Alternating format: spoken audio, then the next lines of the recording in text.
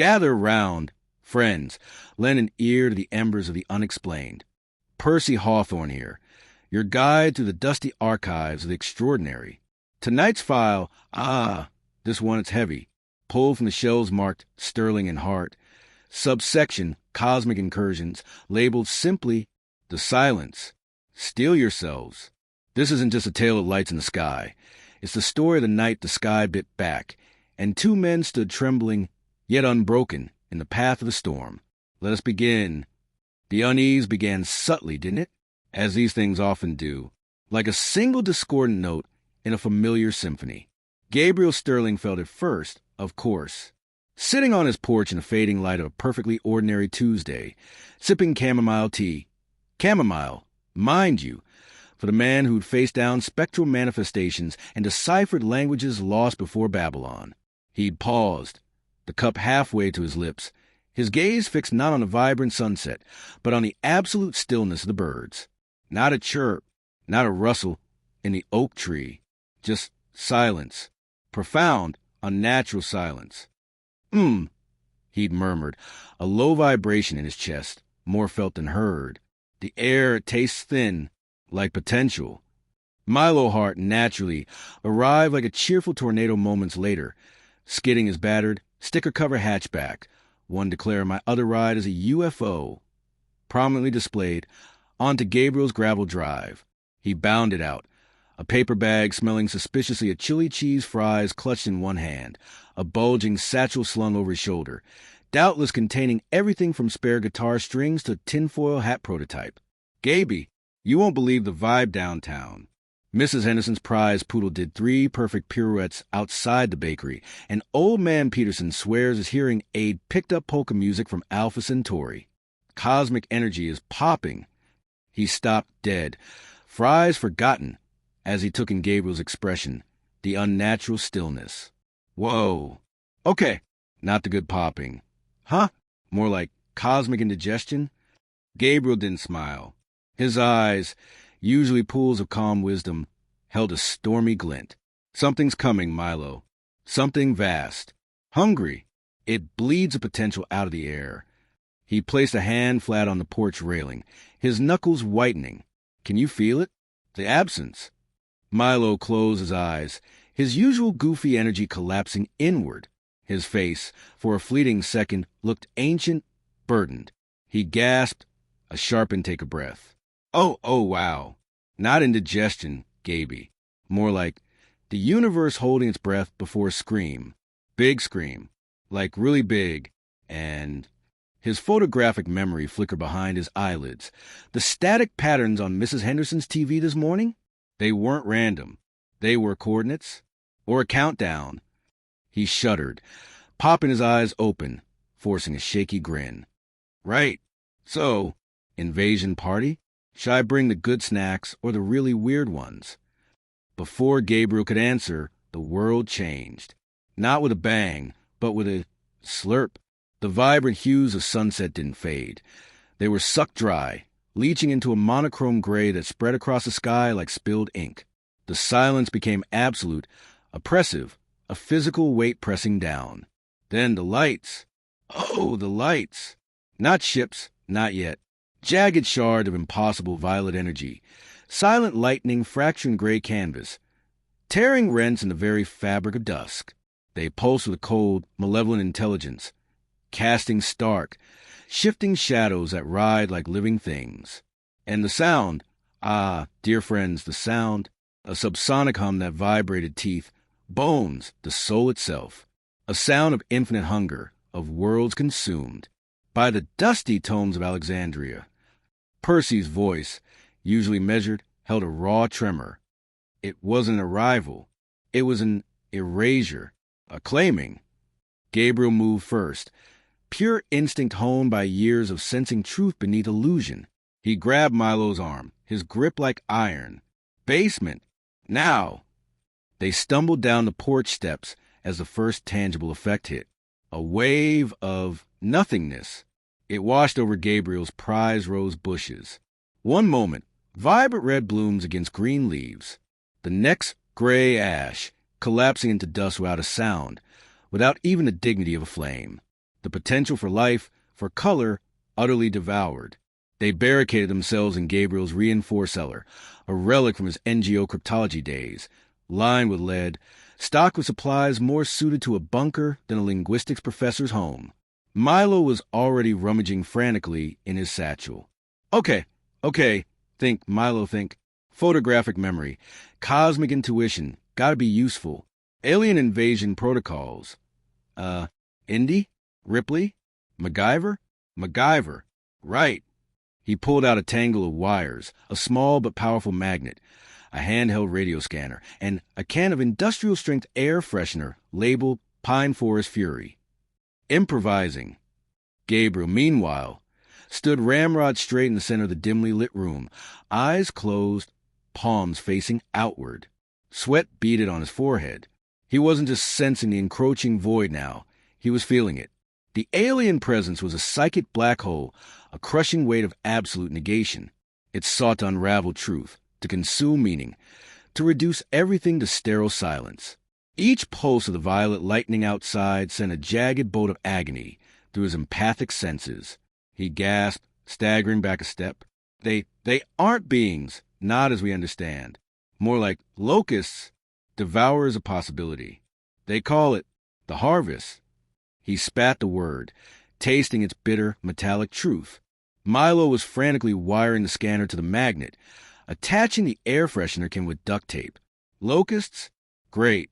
Swatting size? Because Gabey the absence is knocking. A heavy, resonant thud shook the foundations of the house. Dust rained from the ceiling. Then another thud, and another. Something immense was walking outside. Something that made the earth itself groan in protest. Gabriel's eyes snapped open, blazing with fierce, unnatural light. They sense us. Our resistance. Our potential burns bright to them. Like a beacon. He moved to a heavy metal cabinet, unlocking it with trembling hands. Inside weren't files, but an old, well-managed hunting rifle and a war machete. Tools of his more field-intensive consultancy work. They won't stop, Milo. They consume, they move on. This town, it's just the beginning. His voice was grim, accepting. We have to draw them away. From the town center. People are panicking, hiding. They're sitting ducks. Milo finished his contraption.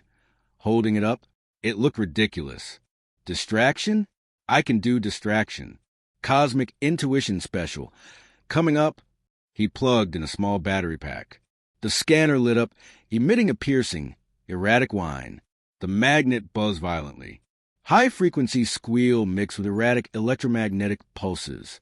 Should annoy the heck out of any self-respecting reality locust. Another colossal thud. Closer this time.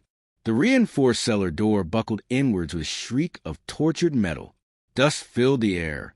Through the gaping rent, they saw it. Oh, ah. Dear listeners, how to describe the indescribable. It wasn't a creature of flesh, but a solidified shadow and fractured violet light. 10 feet tall, roughly bipedal, but its limbs were jointed all wrong, bending in impossible directions. Its head was a featureless obsidian dome, but within that darkness, pinpricks of cold violet light swirled like dying stars. It radiated the silence, a wave of nullification that made the very air feel brittle and cold. It raised one limb, not an arm, a scythe of pure void energy crackling into existence. Now, Milo. Gabriel roared, shouldering the rifle. He didn't aim for the body. His true sensing screamed that it was barely there, more projection than substance. He aimed for the swirling violet nexus within its head. The rifle barked, a shockingly loud report in the confined space. The high-velocity round struck true and splintered against an invisible field inches from the swirling lights, dissipating into harmless sparks. The creature didn't flinch. It stepped fully through the ruined door, the silence intensifying, making Gabriel cry out, clutching his head. Milo didn't hesitate. He lunged forward, not away, triggering his cosmic intuition special. The high-pitched whine, an EM pulse hit the creature. The swirling violet lights within its dome stuttered. Just for a fraction of a second, the side arm faltered. It hates noise. Real noise. Chaos. Milo yelled, dodging a clumsy, yet terrifyingly fast swipe of the limb that left a trail of gray, dead air in its wake. He sprayed Pine Forest Fury directly into the swirling lights. The scent of artificial pine was absurd, but the pressurized blast made the lights flicker violently again.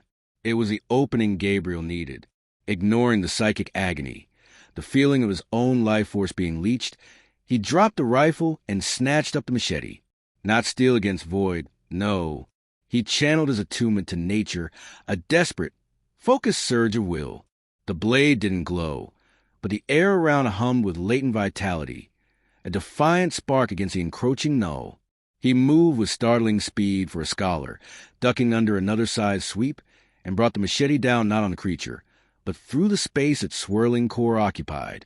The effect was immediate and visceral. The machete didn't cut. It disrupted.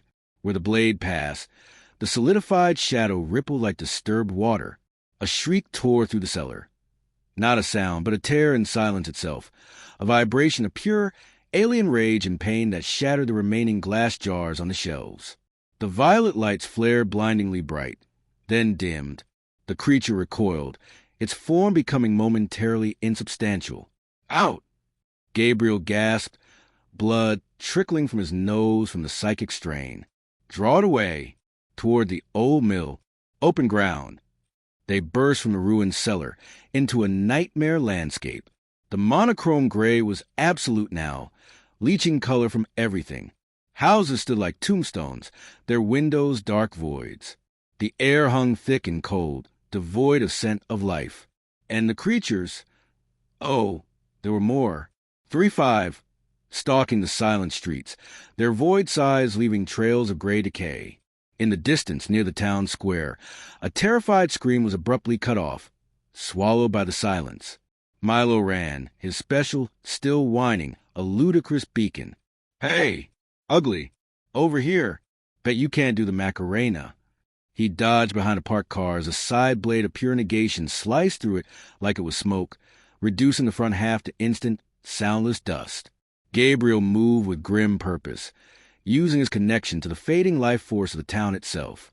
He'd kick a patch of resilient weeds, sending a surge of defiant green energy spiking towards a creature, momentarily staggering it. He'd place a hand on the bark of a dying oak, drawing its last strength to fuel a burst of speed or a psychic shout that disrupted a creature's focus. It was a desperate, draining dance on the edge of annihilation. They fought their way block by harrowing block toward the river in the old, abandoned mill complex. Milo's photographic memory mapped every alley, every dumpster, every potential weapon. A discarded pipe became a club swung with surprising force. Though it shattered harmlessly on shadow substance, the impact still seemed to annoy them. A fire hydrant, ruptured by a stray energy blast, became a temporary obstacle with its geyser water that turned gray and inert within seconds of touching the creature's influence. He used his intuition not just for attack, but for survival, knowing instinctively which direction a side would swing, when to duck, when to roll. Left, Gabey. Now, dive! He'd yell, moments before a violet energy bolt seared the spot where Gabriel had been standing, leaving a smoldering crater of dead earth. Gabriel's truth sensing was both a weapon and a torment. He could feel the town dying around him, the collective terror a suffocating blanket. He could sense the cold, calculating hunger of the invaders, their single-minded purpose: consume, reduce, move on. He felt the precise moment Mrs. Gabel, hiding under a kitchen table 3 streets over, was silenced forever. A soft, choked sob escaped him. They feed on hope on future, he rasped, parrying a side sweep with his machete, the clash sending agonizing jolts of negation up his arm. They leave only spent husks. Reaching the mill complex was a relief carved from terror. The wide, concrete loading docks and the roaring, though strangely muted, river offered space to maneuver, but they were also exposed, for creatures converged on them, emerging from the gray mist like nightmares given form. The fight escalated into a brutal ballet of survival. Milo, backed against a rusted metal container, triggered his device directly at 2 advancing creatures. The whine peaked. One creature's swirling core flickered wildly, and it staggered, disoriented. The other seemed barely affected, raising its scythe. Milo did the only thing he could think of. He threw the Cosmic Intuition Special, can, wires, battery pack and all, straight into the swirling violet lights of the second creature's head. The result was spectacular.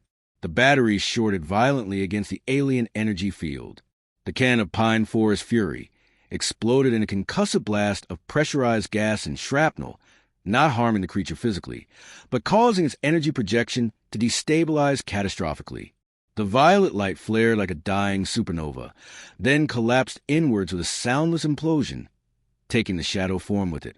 Only a lingering patch of intense cold and the smell of ozone remained. Yes, improv would win.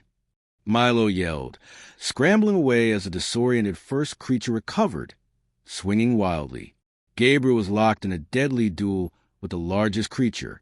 His machete was a blur, infused with desperate surges of life energy siphoned from the struggling river weeds below. He deflected side blows, each parry sending waves of soul-numbing cold through him. He was tiring, the constant psychic assault and the effort of channeling nature's defiance taking a brutal toll. Blood streamed freely from his nose now, staining his worn corduroy jacket. He sensed the creature's strategy. It was learning, adapting to his patterns, herding him toward the river's edge where a misstep meant oblivion. He saw Milo struggling with the remaining creature near the container, saw the flash of a void scythe aimed at his friend's back. "Milo, down!" Gabriel bellowed, abandoning his own defense. He poured every ounce of his being, his true sensing, his attunement, his fierce protective love for his chaotic friend, into a single, focused psychic shove aimed not at the creature attacking Milo, but at the ground beneath its feet. The concrete beneath the creature buckled. Not much, just a sudden, localized tremor. But it was enough. The creature stumbled, its size slicing harmlessly over Milo's head as he hit the deck. The distraction, however, cost Gabriel dearly. The creature he was fighting saw its opening. The void scythe lashed out, not at Gabriel, but at the machete in his hand. The blade, infused with life energy, met the absolute negation. There was no clang. The machete simply ceased to exist. From the point of contact downwards, it dissolved into gray dust. The shock of connection, the severing of his channeled energy, slammed into Gabriel like a physical blow.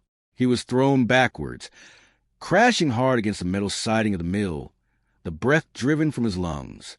He slid down, dazed, vulnerable, staring up at the obsidian dome and swirling violet death descending towards him. "No!" Milo screamed, the sound raw and torn, cutting through the oppressive silence like a physical thing. He scrambled to his feet, pure, unfiltered terror warring with cosmic intuition on his face. He had no weapon, nothing, except his memory. His perfect photographic memory, and an intuition screaming at him. The pattern, the static pattern on Mrs. Henderson's TV. Not coordinates, the frequency. A resonance. He didn't think. He opened his mouth and sang. Not a song, but a sequence of discordant, guttural sounds, clicks, and harmonics. An exact replication of the static pattern burned into his mind, amplified by sheer, desperate will. It was alien, jarring, utterly chaotic noise in the suffocating silence. The effect on the creature poised over Gabriel was instantaneous and violent.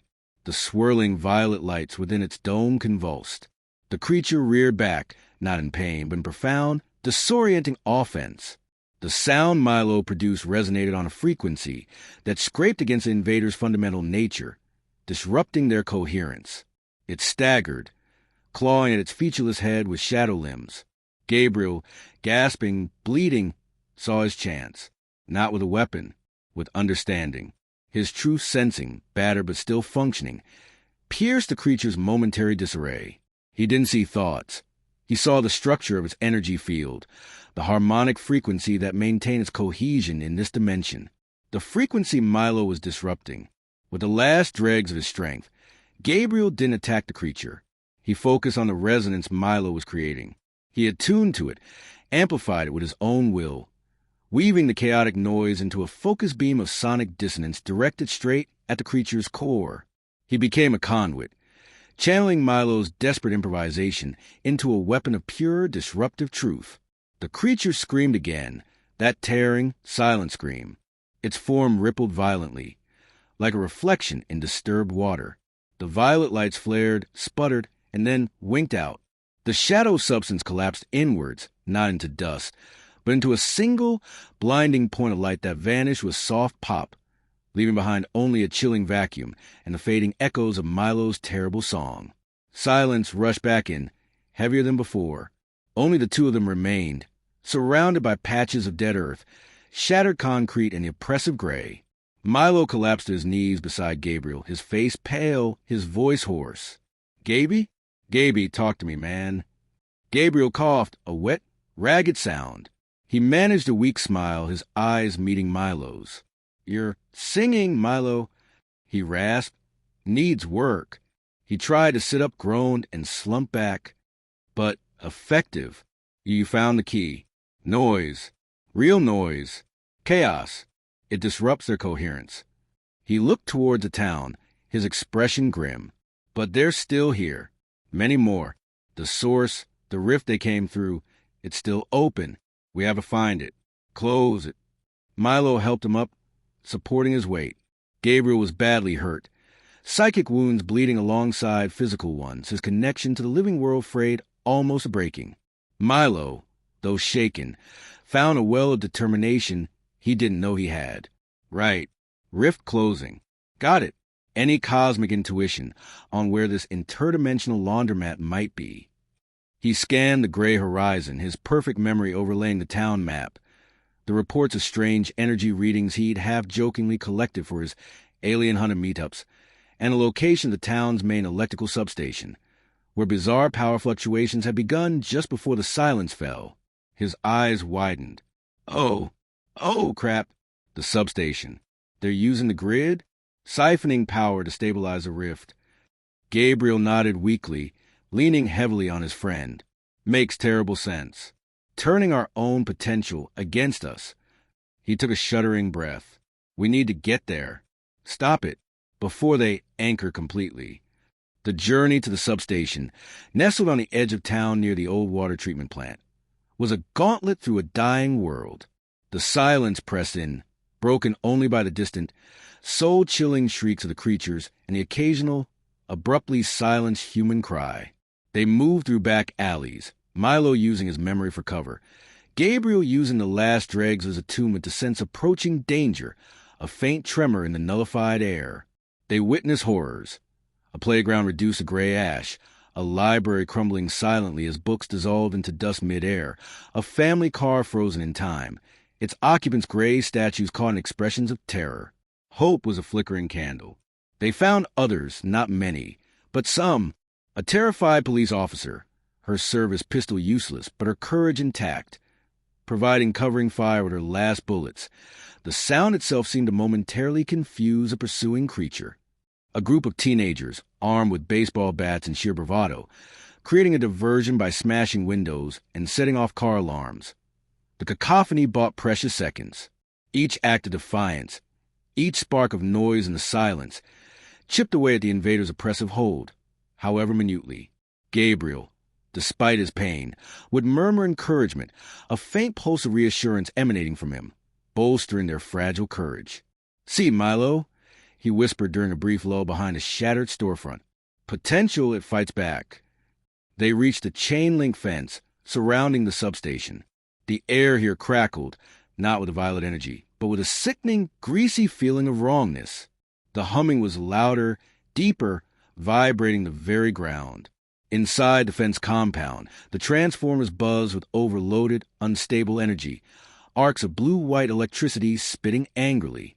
And at the heart of it, hovering several feet above the largest transformer bank, was the rift. It wasn't a hole.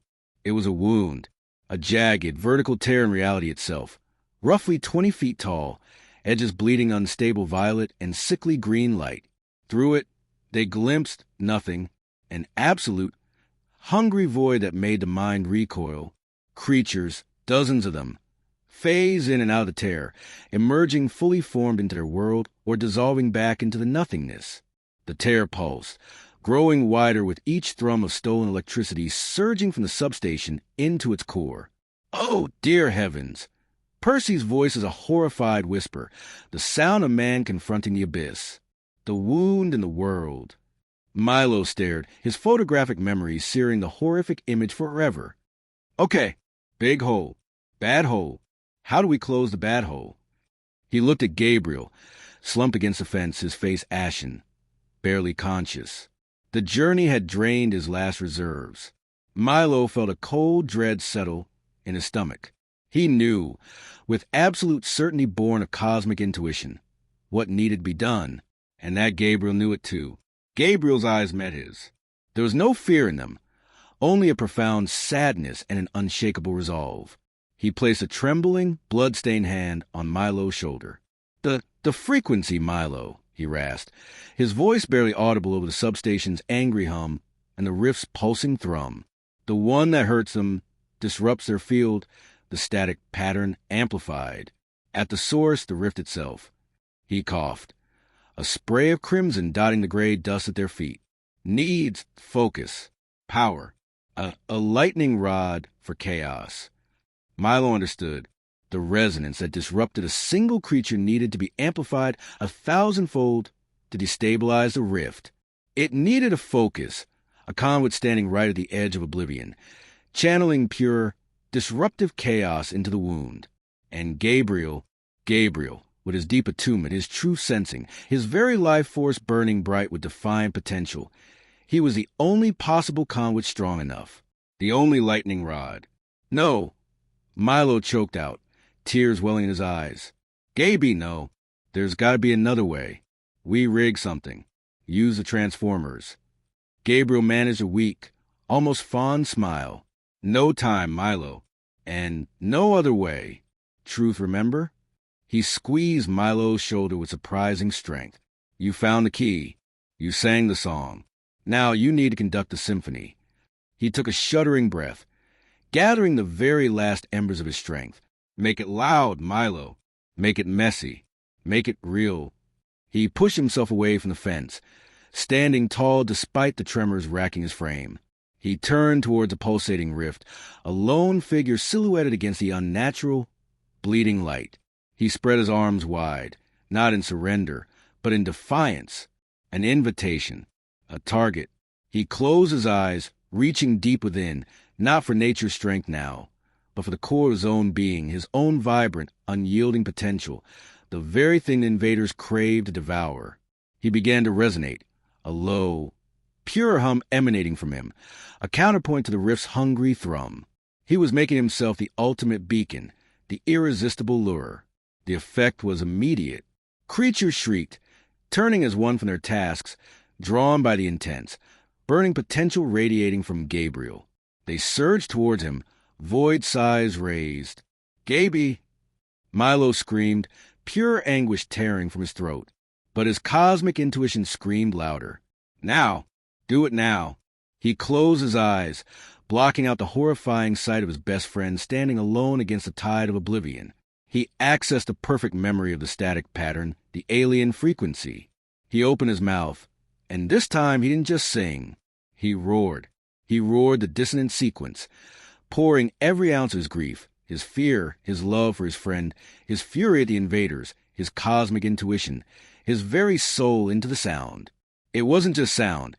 It was raw, unfiltered chaos-given voice. A sonic assault of pure, defiant humanity. Gabriel, standing at the epicenter, didn't flinch as the creatures closed in. He focused solely on Milo's voice. He attuned to it, embraced the chaotic resonance, and amplified it 1,000-fold.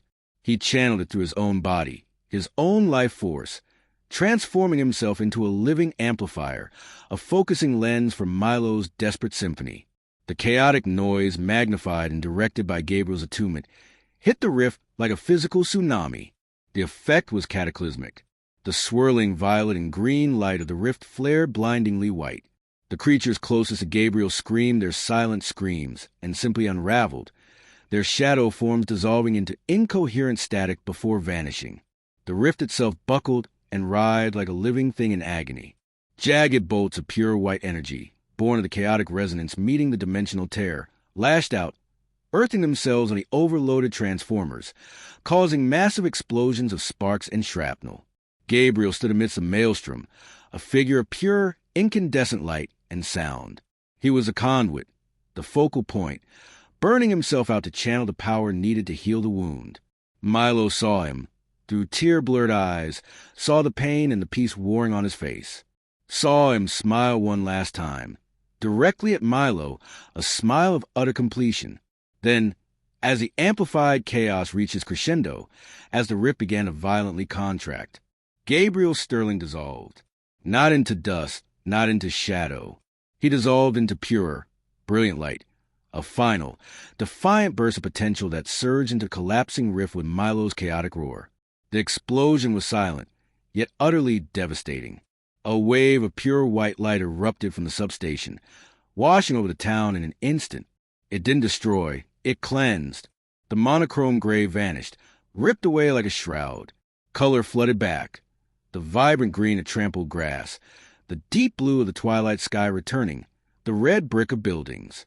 The oppressive silence shattered, replaced by the sudden, overwhelming cacophony of life returning. Birdsong, the distant wail of sirens finally audible, the sobs and shouts of survivors. The rift was gone, sealed, only a scorched, fused crater remained where the main transformers had been. The creatures vanished, as if they had never been. Milo Hart stood alone amidst the returning sounds and colors, staring at the spot where his best friend had stood, the spot where Gabriel had become the lightning rod. His throat was raw, his face streaked with tears and grime. The chaotic roar had died in his throat, replaced by a profound, echoing silence within. He sank to his knees in the suddenly vibrant grass, the scent of damp earth and ozone filling his nostrils. Real smells. Alive smells. He looked up at the returning stars, tears streaming freely now. He didn't see victory. He saw the cost.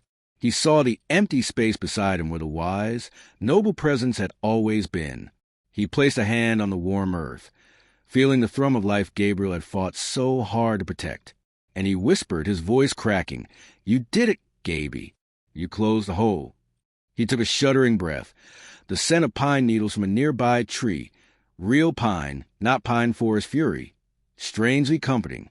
"Rest now, my friend. I'll keep the noise going." And so, the ledger on the silence closes, the wound in the world stitched shut by courage, chaos, and the ultimate sacrifice.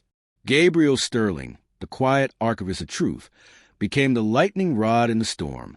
Milo Hart, the jester guided by cosmic whispers, found the song that shattered the void. The invaders? Gone, banished back to the hungry nothingness they came from. The cost?